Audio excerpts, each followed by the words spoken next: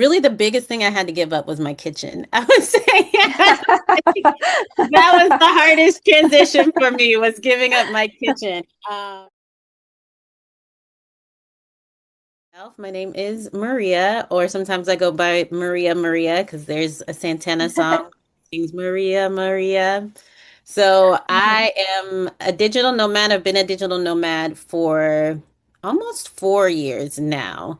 Wow. And sometimes I feel a little bit weird labeling myself as digital nomad because there's like a certain idea that you have of like what a digital nomad looks like and kind of like what their ideals or their values are. And so I think I'm kind of experimenting with another term as well of just like long-term traveler is Oh, I something love that. like Yeah. it's still in testing. I'm not quite sure how I want to label. Yeah, I've been traveling. Slow matting is another term that a lot of people use, traveling for the past three, Yeah. 4 years. I'm spending around either a month or 3 months in each country. And Mhm. I started because I really wanted to get back to traveling in a way that felt really authentic and helped me feel fully immersed in like the culture and the language. And I just love learning about new places. And so I started in Colombia and absolutely loved Colombia. And then just continued to travel more and more from there. But I'm kind of at this crossroad now where I love travel, but I'm also really seeking meaningful community.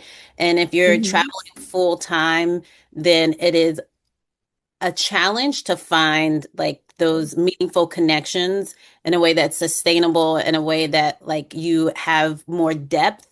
And so I'm at a point now Yeah. where I think I am trying to find like a sense of belonging, a sense of home in a sense. Yeah. Yeah.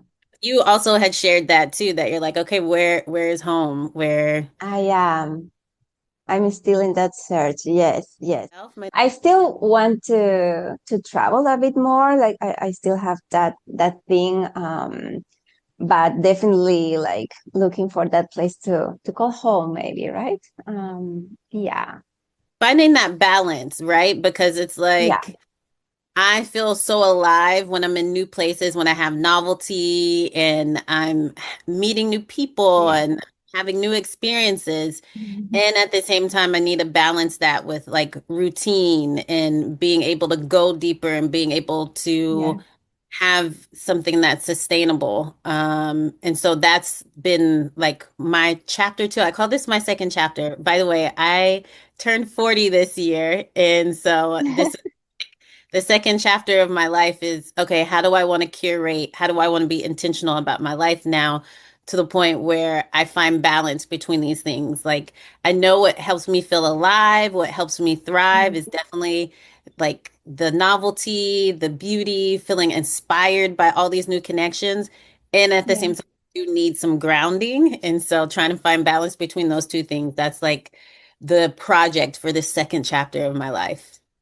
I love it. I love it. And also it's like a very internal journey, I'm going to say, because it doesn't like our terms or I want to say things, stages that we all go through and things that we all need or want, but they look different for each of us, right? So it's like a very internal, like maybe you see that someone is doing XYZ thing, but that doesn't look like what you want or expect for yourself, even when for that person, it's like being grounded and feeling free, but maybe for you it's like totally different, if that It makes goes sense. back to your question about like co-living. I feel like that is something that I learned with all the different co-livings that I went to is that not every co-living is for everybody. And that was a Mm, huge lesson that I had to learn because I felt as though there should be some uniformity across all co-livings. mm, Like they should all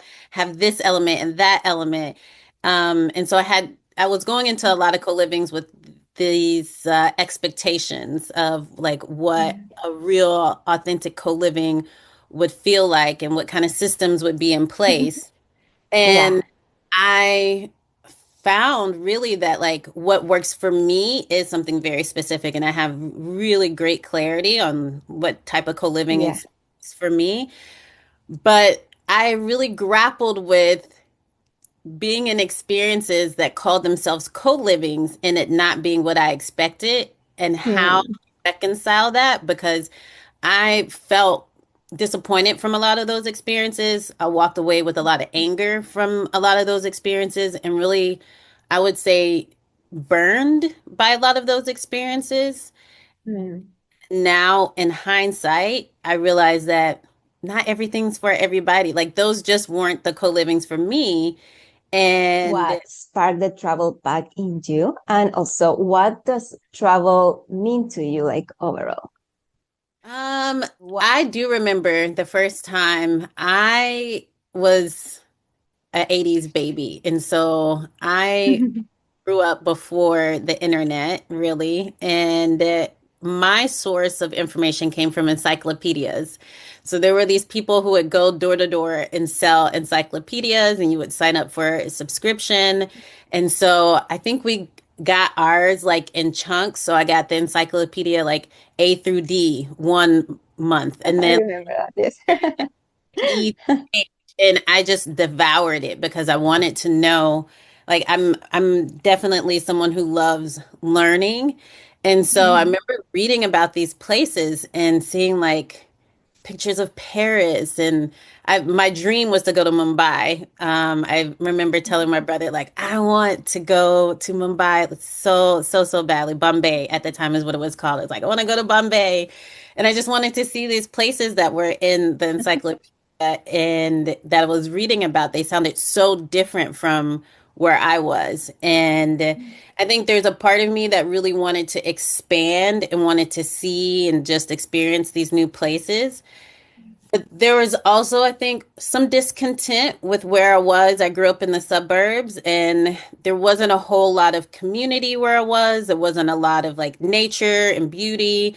I wasn't really creatively stimulated. The only real stimulation I got was from reading the encyclopedia or like watching Disney movies. And I was like, there's got to be I love more to life than this. I love it.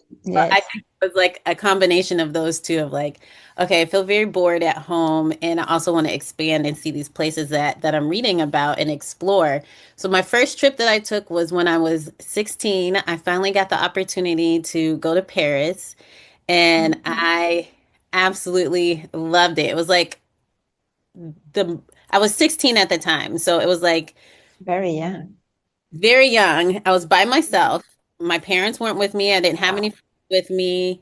So I felt this complete sense of freedom in a new place because Paris, I mean, you can hop on the metro, you can walk around, you in Paris, there's 16-year-olds smoking cigarettes and drinking wine. I'm just like, oh my gosh, I grew up in this very conservative type of culture where I'm just like, shocked to see people smoking and drinking and dancing late at night. And it was a completely new environment. I felt this extreme amount of freedom. And I think Yeah. I like addicted to that because after I spent the summer in Paris, I went to stay with my grandparents in Little Rock, Arkansas, which is completely different from Paris. And so, like, okay, I went from ultimate freedom to feeling like stuck in a box again. And I wanted to break. Hmm. I was like, I have to experience that feeling again.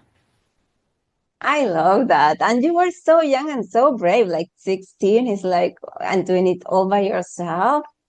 The So first brave. cried every day. My mom, I think when the first day that I got there, I immediately got like a calling card. I'm so like it's way back in the day, right? I immediately got like a little calling card, called my mom, and I was like, I hate it because in my mind I imagined Paris to be like what I had seen in Beauty and the Beast, like the Disney-fied version. Yeah. Oh, I love that. Yes. Country town is what I thought Paris was gonna be. And I get to Paris and it's very much it's international, multicultural. It's this cosmopolitan, like it's just very busy. It's the opposite of what I had imagined in my mind. And I felt very Yeah. overwhelmed overwhelmed. And so the first week I was calling my mom every day crying. But after that first week, she would call to where I was staying and they couldn't find me. Like, "Oh, I don't know where she is. I think she's out with her friends." And so like it fairly quickly. Like, of course you were, overwhelmed and a little bit homesick at Yeah, for but sure. a week I like hit the ground running. I was like, I love this life. I want to live I in. love that. I love that. We were just talking a bit about that, but about realizing that maybe where we are is not the place that we want to call home anymore, and that search. And well, we were just talking a bit about that. But when did you realize that maybe you wanted somewhere else to be that place, and have you found that Hmm. place? $1 million question. Have you found? I think like I said, at 16, when I got that opportunity to travel, that was definitely a Yeah. moment where I was like, oh, I feel torn between two places. I'm from Texas originally, and Yeah. Texans are very patriotic, not of the US, but of Texas. Like we love our flag, we love our culture. We are very strongly connected to Texas. And so I've Yeah. always had a bit of that like Texan pride in me. And Yeah. so realizing that I did really love to travel at 16, but I did miss elements of being in Texas. Um, Hmm. so there was a bit of a struggle between, being torn between two places. I did have a bit more community at that point at 16. In high school, your friends are like everything. And I was strongly connected to my church community. So I felt like I had a lot of roots still in Texas. And Yeah. so, but I did start to feel a bit of a shift happening that like, wait, the world is bigger and there's like so much more to see. I wanted to take all my friends with me, but they weren't interested in going, right? And whenever I would come back from my travels, my second travel was to Ghana, West Africa. And that was definitely a life-changing trip as well because it helped me really connect with who I am as an African American woman for the first time living in a environment where I'm the majority and not the minority. Hmm. That was a very eye-opening experience. And each time that I traveled, it made it more and more difficult for me to come back home and feel Hmm. settled and feel content. And it made it more and more difficult for me to connect with the people at home because I was discovering all these new things about the world and Americans were not that interested in what's going on outside of the US. So Yeah. that was not always the best because I was just like so excited to share what I was seeing and what I was experiencing and, really wanting to have the people that I love also come and experience that with me. Hmm. They Yeah. where I was starting to see that my values were not aligning with the people back at home. And that was a really big heartbreak for me to start to see. But it was a part of my journey as I was evolving and getting clarity on who I am and not just like I love the rodeo because I'm from Texas and I love barbecue because I'm from Texas. It was really thinking about, do I really love these things or is this what I've just been told that I love? And when I go to another country, there's no expectation that I do or love or say or dress, or there's no expectations on me. I can truly connect with like my most authentic self. And so like each time that I traveled, it was like experiencing a different version of myself outside of my cultural upbringing. And there were parts of that upbringing that I was reckoning with and realizing I don't agree with it. I And love it. Yes, fine for me. definitely. But to say like, have I found that place of belonging? Mhm. I would say to be determined, but I think partly a big part of that sense of belonging I had to find within myself before I could find it outside of myself. And that has been quite a long and painful journey. But I do feel really settled now in that I have clarity on like what is important to me, what are my values, what helps me Yes. feel good, what fills up my cup. How do I validate myself? How do I fill up my own cup? Um, re outside of or disconnected from external circumstances. And so now that I have like that internal compass, I think it has made it easier for me to identify where is my place of belonging. But I've spent a Mhm. lot of my life projecting what I want onto people or onto places and like making them fit. Instead of like, does this actually align? And so now that I have Yeah. that like internal compass kind of set now, I think it's going to be a lot easier for me to find my true north. But I don't know if I found that in a place yet, but I do feel optimistic. I do feel hopeful now that I have my compass that I'll be Yes. able to find my true north now.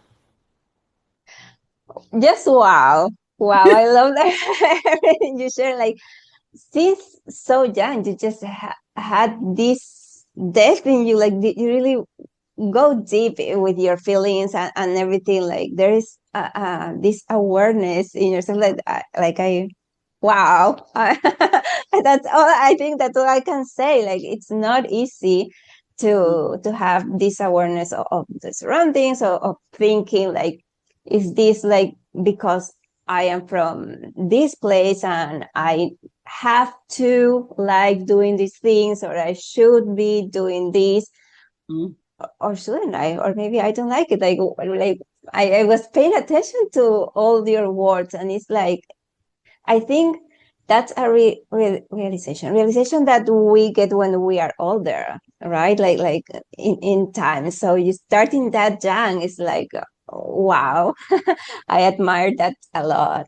Wasn't easy though, because I think a lot of the journey has been that conflict of like a lot of times, especially when you're younger, you think there's nothing wrong with my environment. It's me. I need to change. But Mm-hmm. I've always kind of felt like a misfit. I mean, there's a lot of layers to it as well, being a Black woman in America. Like, it was just never a place that was meant for me, people who look like Mm-hmm. me, right? So I think that was a big part of my journey as well. But there was so much of me that was just like internalizing the misalignment to mean there was something wrong with me and me trying to change myself. So I think that, when you're younger, that is the biggest part of it. You're like, okay, I need to be skinnier, Yes. to be nicer, I Yes. need to be more popular, like, and then everything will Yeah. will work out. And then yeah, as you get older, I think maybe as you get older, you also get more exhausted. You're like, I don't feel like doing this shit anymore. I don't feel like True. perfectly fine the way that I am. It's not me that's broken. The system is broken. And I think Mhm. that's why I have found a lot of connection with a lot of digital nomads. I won't say all, but I'm more likely to connect with travelers, Yes. digital nomads, because they do also recognize that there are a lot of broken systems, and so they're more likely to be like non-traditional in their thinking and more Yeah. creative in thinking outside of the box of, okay, how do we work True. outside because the system is messed up. Yeah. Yeah. True. I feel the same when I started traveling. Yes, and connecting with people. Maria, so today, Mhm. which three words would you choose to describe Maria today? You said three words? Yeah, three Okay. words. To the word limit, I would say curious. I'm very curious. And I think Okay. that is something that has driven my passion for travels, for like meeting new people, for experimenting and trying new things. I'm just curious. I want to know. I went to Mhm. the Digital Nomad Festival last year in Bonsco, and a lot of people asked like, "Why are you here?" I was like, "I'm just nosy. I'm just curious. I just want to know what's going on." Like, I heard everybody was here, so I'm just trying to see what's going on. So I'm curious. I would say I'm very playful as well. That's a side of me that I'm trying to nurture as much as possible. I love being Yeah. playful. I love laughing. I love Yes. dancing, being creative, experimenting. So yeah, definitely playful. Um, I want to keep that sense of humor and levity because Yes. things are very heavy at the moment, especially in my country. So I think that's something that has been really helpful for me is to stay playful despite all of the darkness. And the third thing about me, I would say is um this is hard choosing the last one. Um, Maybe I would say um I don't know the right word for it, but maybe Describe it. maybe independent, but I don't know if independent is the right word. Maybe it's more of like freedom loving. Like I Yes. is like one of my most important values. So I think independent doesn't quite capture it because I love community and I love connecting with people. Yeah. I don't think, independent is the right word, but maybe freedom lover, but that just sounds like too, it I sounds like like, it. oh, it sounds too, this is what many, Freedom searcher. yeah, many people in the US use this word the wrong way. They're like, I'm a freedom loving, red-blooded American, so I don't, but maybe some things we can't avoid. You can take the girl out of the Yeah. US, you can't take the US out of the girl. So maybe that is I think that also like a lot of concepts and words are like too like narrow to one concept, and we can see the big picture of the world, and sometimes we just associate it quickly to one thing, but you are not seeing what it really means behind that small part of the I know. yes. So I like also the search of freedom, and because I also can see myself in that in that word, like yes, freedom lover, or search freedom searcher, I don't know. Advocate, something like that. Enthusiast, that's what I'll say. I love it, I love it. Should we talk a little bit about co-livings, because like how many co-livings or more or less have you been to, or got froze? Can you still I hear can me, hear you, because I got frozen yeah, but the on screen. the the screen? Yes. Okay, Okay, now here I am. Do you remember how many co-livings have you been to, and how was the first time, and you just decided, okay, this is how I want to keep like doing or traveling. This is you the know, way. I'm not 100% sure how I came across the term co-living because I was going to Bogota when I was deciding to go to Colombia, and I went to coliving.com and Yeah. found this. It wasn't a co-living, it was more like a shared apartment, in my opinion. And it was great for me at that time because I really wanted a soft landing as a solo female traveler. I wanted something that had built-in community that felt like safe in a sense. Yeah.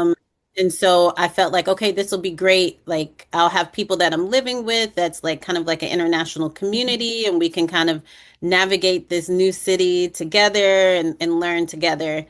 Um, and then from there, I went to another co-living in Medellin. I went to two different co-livings. The first co-living that I went to, honestly, it wasn't the best experience for me, but again, it was highly, highly recommended. People rant and rave about this co-living. So Yeah. I think that set up high expectations for me that like, oh, this is going to be amazing. And it was Mm. for me what I needed. And then the second one that I went to, it was what I needed at that time. And it was a really great landing place for me. It was a pretty good community, But then I met someone there who, her name is Julie. She had been to so many co-livings and a lot of them in Spain. And I kind of told her, like, what my values were and what I was looking for in my next co-living. And so she had recommended a few for me. And one of them was Anseu in Galicia, in northern Spain. And she's like, "Oh, you love nature. You really love the ability to like connect with people. I think you would really like this co-living." And so when I Yeah. went there, I felt like that was a big shift for me because it was like, I don't know, it's almost like, okay, this is going to sound pretentious, but it's almost like you've been eating like McDonald's hamburgers your whole life and then you have your first steak. And for me, it was like having my first steak. I was like, this is what's possible when you're very intentional about the community you're creating. Mm, And when you are very mindful and thoughtful about what you want your co-living to make yeah. people experience and how you want them to feel. And that, like, after I experienced that, I was like, okay, I need to be going to co-livings that are like really intentional about creating a meaningful community. Mm, Um, and so yeah, from there I went to a couple of other co-livings that I really enjoyed, some that I didn't enjoy as much. But it has always been a really nice soft landing whenever you're going to a new yeah. country, as a solo female traveler, being able to have some type of safety net or some type of support. Some safety nets are better than others, but it's good to have Yeah. some type of safety net in place. I am at a point now where I feel really confident about my ability to travel on my own and my ability to curate my own community, that I don't feel Yeah. as dependent on co-living. So I really will only go to co-livings now if there is real alignment with like my values and what I'm seeking and what they have to offer. Yeah. Um, Whereas before it was just like, I need some place to land, I'll go anywhere. But I'm no longer in that place anymore. I can be more intentional about the co-livings that I choose now. Maria, you shared before that you just started with this. I'm going to say digital nomad. I know that maybe it's not the perfect tag, but let's go with the one that we all know. You started with this lifestyle only 4 years ago. So Mhm. before that was a different lifestyle. How was Yeah. the transition to this lifestyle from a normal life, I'm going to say, to this digital Yeah. nomad life? How was that transition? Oh, that's a good question. I've never really thought so much about that. My life before was very focused on work. I was working at a ed tech company and was really focused on like climbing the ladder and promotions, and but I didn't feel like it was very meaningful or rewarding for me, obviously. So, it's kind of similar to how I was feeling like as that little girl in my room reading these encyclopedias and just like Yeah. hearing about life outside of the suburbs and really feeling again understimulated. And so, reflecting on my life before I started to travel again, it Yeah. was very much just like focused on, I would say, work and then also trying to build community where I was, but um where where I lived in Houston, your community is really structured around like your either your family or maybe your high school or college friends. And so it is really difficult to make friends as an adult in a lot of US cities. And I think this is what has given rise to this like loneliness epidemic in general. And then I would say, like, this very controversial male loneliness epidemic, but definitely having community, creating connections, it's difficult to do as an adult in a lot of Yeah. US cities. And so I just felt, yeah, undernourished in that sense and felt Mm, like I was meeting people because I'm very friendly. I can meet people really easily mm, and I've always been had the ability to make friends really quickly, Yeah, but I've just gotten to this point where I am looking for more depth. I am looking for more alignment. I don't want to just have people that I go out and get drunk with, you know. That doesn't yeah, feel like very nourishing for me. And so I found myself living this life where like, yeah, I had people around me and I had like yeah.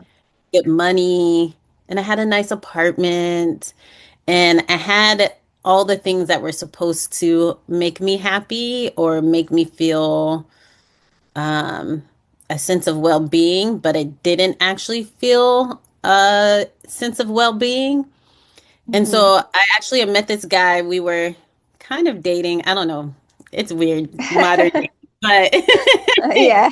he was the one who told me about Colombia, and he was living part-time in Colombia. And he was telling me about it, and he was saying how much he loved it for the affordability. That was also something that was on my mind is the rising cost of living in a lot of US cities. Mm.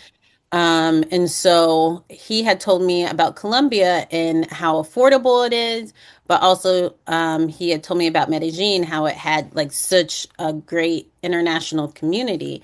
And he was like, Mm. "Oh, I think you do really well there because, you know, there's a lot of people who are interested in just like socializing and really hanging out." And so on his advice, I thought, you know what? Why not? I'm working remotely. I can work from anywhere in the world. There's nothing rooting me into where I am Mm. currently because I don't Yeah. feel like I'm being like really nourished. And I have been traveling since I was 16. I've lived in Ghana, Mali, Korea. Like I've Oh, lived abroad a lot of times, so it wasn't like a huge transition for me because I have done this many times. But the most recent one was like, okay, let me really like before it was always when I was like younger, you know, so it's like, oh, yeah, you can kind of do whatever. But like this was like I'm really an adult making a decision to like not live where I yeah. am right now. And so, you know, it was giving up. Really, the biggest thing I had to give up was my kitchen. I would say that was the hardest transition for me was giving up my kitchen. Because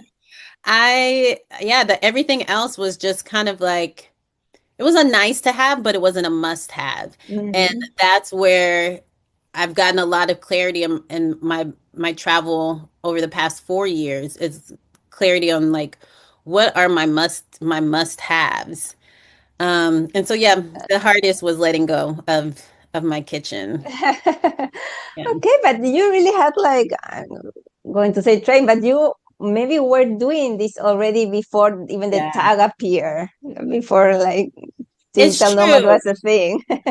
It's true, but when I lived abroad before, it was always um because I had a job in that country, so I wasn't Okay. working remotely. And so the idea of living somewhere else and not working in that country was totally new to me. And so I was thinking, well, if I ever left the US, it would be because I had to find a job in that other country. Yeah. Every time that I went, it was like I was living there. So even when I went to Colombia, I was like, okay, I'm living in Colombia. Like I'm not going anywhere else. This is where I'm living. Yeah. And as I met people when I was in Medellin, like learning that like, oh, some people move on after a month or some people move on after 6 months. And that I had never really thought about. And so that was new for me of like, so then after I left Colombia, that's when I started to like, okay, I'm staying in this place for however long my visa allows me, and then I'm going to the next Yeah. one. So that was definitely a new way to travel for me. Yeah. I love it. And I guess this question was also because when we see, oh, this happened to me, when I saw this lifestyle from outside, you Mhm. just see the perfect things, right? Yeah. Yeah. Like you think that everything is going to be, I love it and I still choose it, but you have like this from the reels and the beautiful posts, you just see Mhm. that everything is roses and rainbows, but it's Mhm. just life, Yeah. it comes with everything that from other lifestyles is the Mhm. same. So what has been for you in this like transitioning or living this lifestyle, something that you learn or a challenge that you overcome along the way, and what has been one thing that you feel like really proud about yourself, maybe that you discovered in yourself while doing this kind of living this lifestyle. Yeah. For sure. I would say the thing that I'm most proud of is I moved to Colombia without knowing Spanish at all. And I remember my friends in Houston being like, you know you're gonna have to learn Spanish, right? And I'm like, yeah, of course. Like to me, it was no big deal. Of course I'll learn it. But it took, quite a bit of effort, and my Mhm. Spanish definitely isn't fluent, but to learn another language at my age, It's hard. I'm really proud of is because it's not easy. But to be able, yeah, to navigate and communicate in a different language, I would say is my proudest because I thought kind of like those days of learning a new language were over for me, honestly. Because in my younger years, I learned French, and then when I went to Mali, I learned Bambara, and then when I was in Oh, Korea, I wow. learned to speak Korean. But I just thought like my brain is done learning new languages. Wow. No, I love that. My brain was ready for another. It's like, okay, let's do Spanish. And so I would say that is my proudest. Like just that love of learning that I have to continue Mhm. learning has been really fun for me and very humbling as well because it doesn't feel good when you're learning a new language and you're an adult and you're communicating like you're a 5-year old. It can be very humbling. So, it does also just reignite my appreciation for people who are learning languages themselves because Yeah. it's not easy. Yeah, me too. You have to have you have to have a very good sense of humility. Um, And I would say the hardest challenge with this lifestyle that's like not glamorized, as much, Yeah. probably, I would say just kind of like the, it can be a bit exhausting depending on your pace of travel. Um, it does get tiring as a solo traveler to always be Mhm. thinking about okay, how do I book my next flight? Where am I going to stay? Where's the grocery store? How am I going to get my laundry done? Like all of those little logistical things. It is nice to kind of relax if you're like rooted in one place for the next 3 months, then you don't have to think about those things. But every time you change location, it is exciting to be, oh, there's the beach and it's so beautiful and there's all these new people. But then there's the other part of it that is like, okay, where's the gym? How do I sign up for Yeah. the gym? How do I cancel my old gym? How do I, just all of those little logistical things that Yeah. if you are, for a lot of people, if they're in a partnership or they're traveling with friends or family, you can kind of share those Mm, responsibilities. But when true. it's just you have to figure out all those tiny little logistics and Yes, I'm true. not a plan B type of person that's like, oh, whatever, just go with the flow. Who cares what happens? I am a little more structured. And so that does start to take a toll on you after a while. Mm, And I would just say, like, there's decision fatigue that happens because mm. you're the one who's always making the decisions.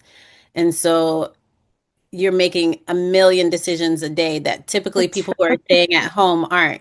People who are staying at home, they're not thinking about, okay, which laundromat do I go to so I can make sure my True. underwear doesn't disappear this time, right? So True. just decision fatigue. Yeah. Yes, true. If your life were a book, what Oh. would you call this chapter of your life? What would it be called? Oh. That's a great question. Okay, we're just gonna go off the top of my head because like I said, I just turned 40. So I'm just realizing that this is the second chapter. I didn't even realize. I was thinking that like I wanted to continue chapter one, but I'm realizing no, this is a completely separate chapter, chapter two. Chapter two for me, I think, is um probably something along the lines of like authentic, authentically blooming. I Authentically, love that. authentically aligning. Because I've a lot of the first chapter of my life was like we were talking about just trying to fit into systems that we were never Mm, meant to fit into. yeah. And so that was a lot of my first chapter is like internalizing misalignment, trying to fix myself. And now I think chapter two is really about, okay, there's nothing wrong with you. And it just like, how do you just move more and more? Okay, actually, as I'm talking about it out loud, let's call chapter two True North. True True North. North. I love it. True North. Yeah. Okay. Yes. Yes. Yeah. I love that. True North. Okay. Yes. I'm going to be curious later to know Yeah. more about how the chapter keeps going. um And it might be chapter three where it's like you didn't know where the hell you were going. But this is how life but is. it's Sometimes we go exciting. off the path, right? We Yeah. wonder Yeah. sometimes. Yeah. I love it. I love it. You never know what the chapter is going to You go never and know. it's going to come. Should we talk a little bit because you did something when you were staying at a co-living, you started something. I'm going to call it like a movement because when I saw it, to me it felt like a movement that it's seeds of gratitude. Do Yeah. you want us to talk about a bit about it? Yeah, so Seafood came about because I was at Anseu, and a big part of their values is that like we're all there to share and contribute to each other. Yeah, And so there's always like, what do you want to learn and what can you teach others? And so I was trying to think about like, what can I teach others? And a lot of what I had been seeing was like people teaching each other about AI or marketing and sales and things like that. And I thought, I don't really have this skill to offer anyone, and I don't really want to talk about that. But gratitude has always been a big part of my life, and so I had kind of, I would say in a sense, like undervalued it. But as I was meeting people, people would always tell me like, oh, you have like so much joy and like you always have like this optimistic attitude. Like how is that? And I realized like, oh, okay, this isn't something that's automatic for a lot of people, not even for myself always. So I yeah, thought this is something that I can share that will have an impact not only on your professional life, but on your yeah, personal life and can really a just lot. improve your relationships in general, the relationship with yourself, your relationship with the people around you. So it's like, okay, Yeah, this is a valuable, I think this has value for people. Let me share this with them. And so, yeah, I just kind of shared like the benefits of gratitude and how I think it can improve your life and just like some practical exercises and strategies you can use to yeah. try to cultivate more gratitude in your life. And so, yeah, I really had fun doing the workshop. And so, as I was doing it, I did it at every co-living that I went to, and I just like learned more and more each time from the people who participated Yes, as well. And so the workshop just continued to evolve. But then there were some times in some places where like there wasn't room for a workshop, but I still wanted to be having conversations around gratitude because I felt yeah, like the connections that I was forming with those people were different types of connections. Seeds of Gratitude right now is, I would say, kind of dormant as a mhm, movement. And again, it's kind of like a chapter two for Seeds of Gratitude as well. mhm.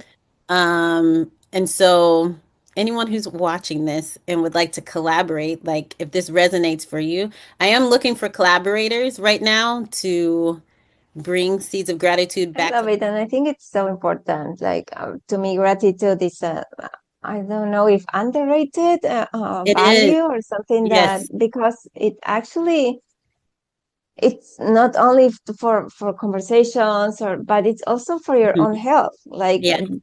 gratitude is what keep our souls like up there even when we are facing lots of challenges and things. So I really love the concept, and just the name, like seeds of gratitude. I think like it's so valuable. Like you definitely like were giving a lot of value to people, because we kind of, when we talk about values, I don't know why we never mention gratitude. Like it's, Mhm, I don't know why, like we mention love, we mention like, I don't know, happiness and other things, mhm. but almost never gratitude.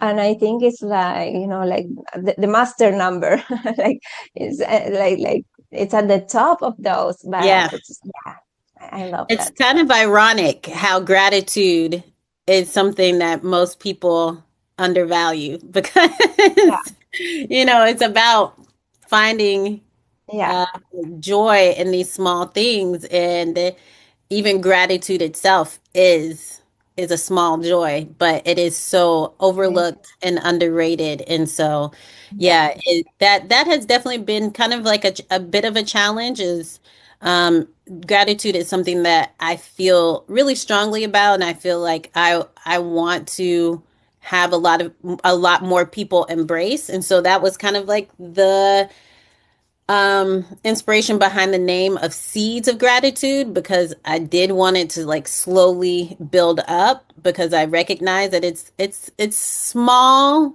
but mighty, right? It's like a small yeah, thing that most people underrate.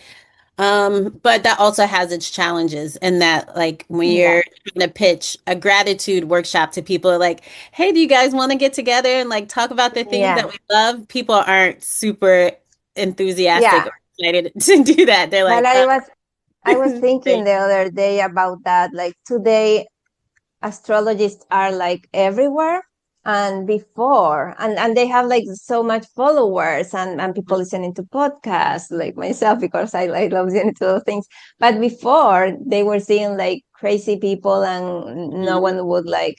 So I Yeah, I think that things that how do you say, that we can touch, that are like abstract.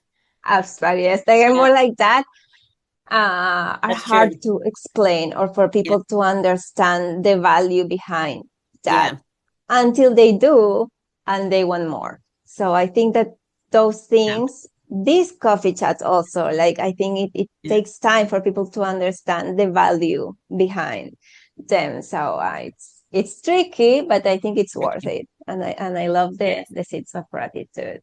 And I think you bring up a good point that it takes patience, which is not the word that I use to describe myself. I do not. Patience is not my forte. So you're absolutely right. These things that they take time, and you really have to be patient. But I definitely I get impatient, I get frustrated, like when I would be at a co-living and be like, okay, what do we want our workshops to be on this week? And someone would be like, Yeah. oh, let's do 100th workshop on AI. And I'm like, I'm sick of talking about AI. Like, can we talk about gratitude? Like, how come no one wants to do my workshop? This is way more important than AI. Like I would get so Yeah, frustrated, yeah, but it really is about like having patience and really knowing, like you said, the value yeah, that, hey, this is worth it. And maybe other people don't see the value in it yet, but eventually they will. And so that is definitely like a reminder to me when I say seeds of gratitude, that like, hey, yeah. you're planting an idea and not everybody's going to see the value in it right now, but maybe eventually they will. Yes, absolutely. I believe that. And I believe that even when AI is taking so much space, I think that Mm, it's also making us realize that we need more human connection. yes, So we are in the right place and at the right time, I believe. We just need to stay there. that's it. That's it. Maria, so what are some goals, dreams for this year or for the near future for Maria? Hmm. Really finding a good community, and like I said, kind of finding a place that I can ground into, and have as kind of an anchor for me going Yes. forward. I think I had talked with you about this, of potentially having like two hubs that I travel between, instead of like just going all over the place, just kind of traveling Yeah, between two cities. So that's a goal of mine is to find, potentially two places that I whatever feel stuff. rooted in and start to like really kind of build like I don't know, water a garden of like community and connections. Yeah. That's a big goal for me this year. And doing that in a way that feels aligned and feels authentic to me and Hmm. not from a place of like, there's definitely a lot of fear and urgency within me because of everything that's happening in the US right now. So Yeah, there is this like urgency of I need to get out of this place. But I don't want to create anything out of fear or urgency. So that's the goal too, is like everything that I create, I really want it to come from a place of like joy and love and excitement. And so I'm looking for opportunities and I'm looking for community and I'm looking for collaborators where our shared value and our shared connection is rooted in that yeah, joy and in that love. I think that is definitely a part of that like true north chapter for me is making sure that I'm navigating myself in that way rather than out of fear or urgency.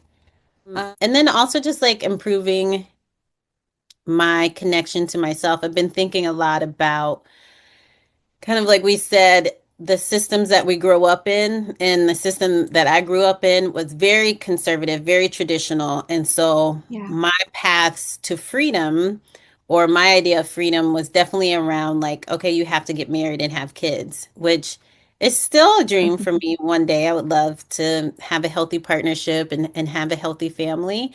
But I'm definitely recognizing that that is not my path to freedom. And so really just working on just staying on my true path of freedom, which is my own well-being, like making sure that I'm taking care of myself, Yeah. meditating, exercising, journaling, like all these routines that I do that for me are the true path to freedom that don't have anything to do with things outside of myself or externally. So making sure I stay anchored to that as well. I love that. Yes, it's so true what you said about the expectations Mhm. from outside and staying true to yourself is, Yeah. to me, it's also a lesson that came with starting to travel and like, like knowing, like opening my bubble, all the things that I know, like opening to other points of view, perspective, and cultures. Like, okay, like this is not just what I'm Mhm. supposed to be doing because my Mhm. culture or my community says this. Like, there is like, a lot of options for me to live my life my own way. And I think Do it's, you think, is it possible, like when we travel, we feel this expansion, right? And we feel as though we're yeah, able to just experience life from a different perspective and see things from a different angle. I've yes. always kind of been curious about like, is it possible to do that without traveling? Can we activate that part of ourselves still without travel? I love that question. When I started to have this just open conversations with people when I started traveling. I wish like this is how we should be bonding with others, connecting with Mhm. others, out from curiosity and not out of, okay, do we share the same job title, the Right. same university, the same, those kind of things, but just from curiosity to Mhm. wanting to learn from the other to with Yeah. when you said a lot of times they were humble like with that like openness of like I don't know everything about anything Yeah. so I just need to open myself to receive what I feel like I want to receive and the other things just being open to listen and I think that's a way when we don't really maybe can like it's been a year that I haven't I couldn't be traveling with Mhm. XYZ family situations and things, but I think that the curiosity that when I started traveling Mhm. gave me is still inside. Like I want Mhm. to keep connecting from there. So I am Mhm. hoping that Yeah. we can bring this kind of conversations and this kind of way Yeah. of connecting, even when we are not traveling, in a way Mhm. that it feels Mhm. more free and more real, more honest. I don't, hopefully, so I don't know, but I hope so. Yeah, that was the question that I had for you because I'm curious, like, the title Traveling My Way. Can we bring, like you said, that sense of curiosity, that sense of wonder, that sense of awe, can we bring it into our daily lives even when we're not traveling or in moments that we feel a little bit stagnant? Do you have any tips or like advice of how to like spark that, how to like re-engage or reignite that for people?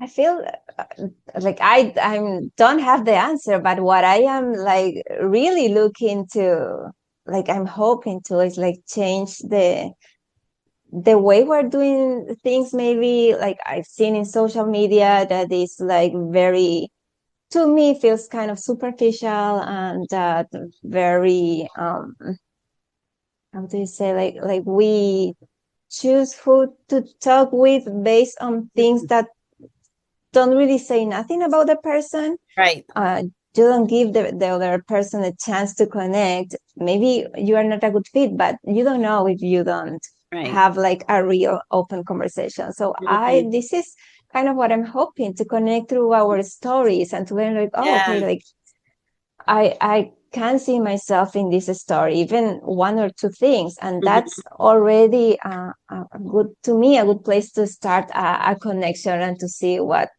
can Mhm. happen from there. So I Yeah. guess like I hope curiosity. To me, the word curiosity. So you said that also when you describe yourself, and I love that because I feel that's a word that I would use for myself too. It's key, like it's like kids, like how kids bond Yes. in their school, right? Yes. Like out from curiosity, like, Yeah. yeah.